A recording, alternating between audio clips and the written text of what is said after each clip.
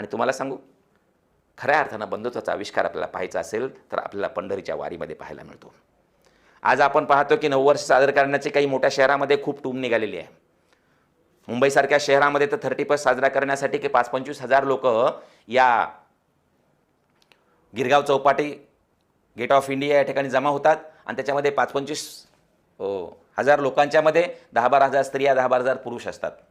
आणि ज्या वेळेला सेलिब्रेशन रात्री 12 वाजता होतं आणि 12 वाजता सेलिब्रेशन झालं तरी 1-1.5 वाजता लोक आपल्या घराकडे निघतात, त्यावेळेला जवळचं जे पोलीस स्टेशन असेल त्या पोलीस स्टेशनमध्ये आपल्याला किमान 100 ते 150 महिलांच्या तक्रारी दाखल झाल्याचं दिसतं की मला चुकीचा स्पर्श केला, मला वाईट नजरेने माझ्याकडे पाहिलं, मला चुकीचा इशारा केला, मला चुकीचा धक्का दिला, अशा आपल्याला तक्रारी जवळच्या पोलीस स्टेशनमध्ये दिसतात.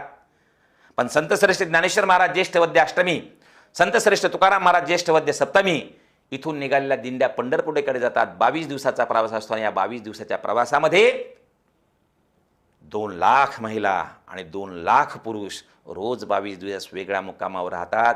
अनेकदा आमच्या माता भगिनी उघड्यावर आंघोळ करतात तरी माझ्या एकाही आईची, एकाही ताईची तक्रार नसते की माझ्याकडे चुकीच्या दृष्टीनं पाहिलं आहे. इथे खऱ्या अर्थानं बंधुत्वाचा आविष्कार दिसतो.